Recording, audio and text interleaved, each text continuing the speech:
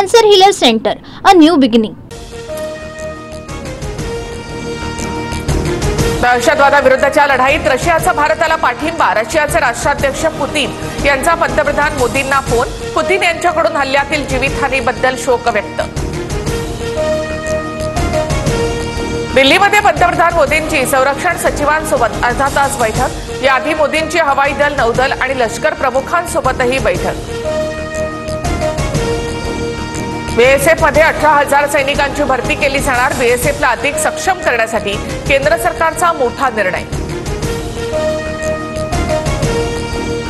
भारताने चिनाब नदीचं पाणी रोखलं. लवकरच झेलमचे देखील पाणी थांबवणार. पाकच्या पंजाब प्रांताची जीवनरेखा कोरडी ठाक.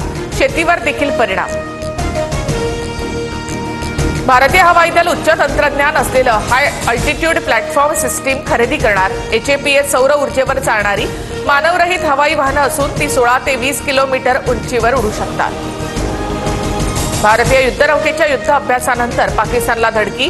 तुर्कीची युद्धनौका TCG बयुकडा पाकिस्तानात. तुर्कीकडून पाकिस्तानला मदत पुरवली जात असल्याचं समोर.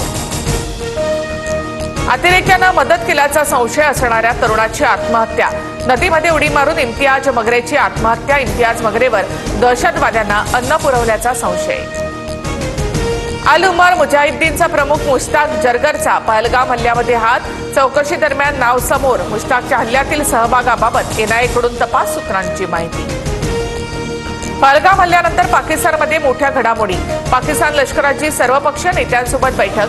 पाक लष्कराने राजकीय पक्षांना वाढलेल्या तणावाची माहिती दिली. भारताला उपदेशकांची नव्हे भागीदारांची गरज. भारतीय परराष्ट्र मंत्र्यांनी युरोपियन युनियनला फटकारलं. तर युरोपियन युनियनचा भारताला पाकसोबत चर्चा करण्याचा सल्ला. भारतीय सुरक्षा संस्थांकडे लष्कर ए तोयबा आणि जैश ए मोहम्मदशी संबंधित दहशतवाद्यांची यादी. सीमेपलीकडून काम करणारे हँडलर्स, लॉन्चिंग कमांडरची देखील यादीमध्ये नावं. सूत्रांची माहिती.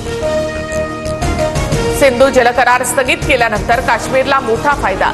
जम्मू काश्मीरमधील रखडलेले 6 जलविद्युत प्रकल्पांच्या कामाला गती मिळणार. लष्कर आणि काश्मीर पोलिसांकडून सुरनकोट जंगलातील दहशतवाद्यांचा अड्डा उद्ध्वस्त. संयुक्त कारवाईमध्ये 5 IED आणि इतर साहित्य जप्त. LOCवर सलग 11व्या दिवशी पाकिस्तानकडून शस्त्रसंधीचं उल्लंघन. कुपवाडा, बारामुल्ला, पूंछ, राजौरी भागात गोळीबार. भारतीय लष्कराच्या जवानांकडून देखील गोळीबाराला चोख प्रत्युत्तर. हक्काचा निधी माझ्या खात्याला मिळाला पाहिजे. काही योजनांचे पैसे कट करता येत नाहीत. नियमानुसार माझ्या खात्याला निधी द्यावाच लागेल. संजय शिरसाट यांचं वक्तव्य. ऑपरेशन ब्लू स्टार काँग्रेसची चूक होती. 80च्या दशकातील पक्षाच्या चुकांची जबाबदारी घ्यायला तयार.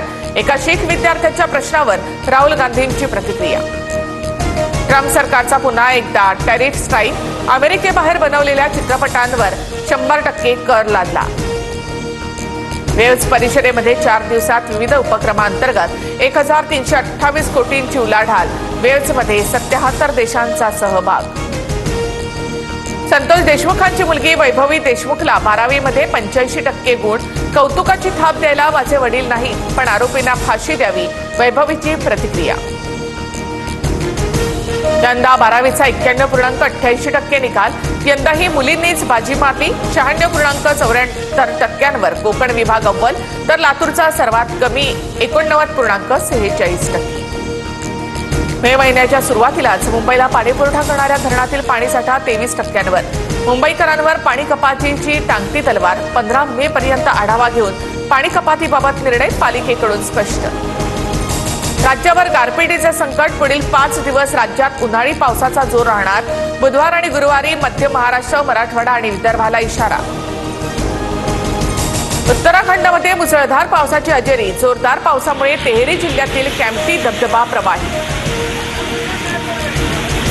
नवोदित अभिनेत्रीच्या तक्रारीवरून अभिनेता एजाज खान विरुद्ध बलात्काराचा गुन्हा दाखल. लग्न करण्याचा आमिष दाखवून बलात्कार केल्याचा आरोप.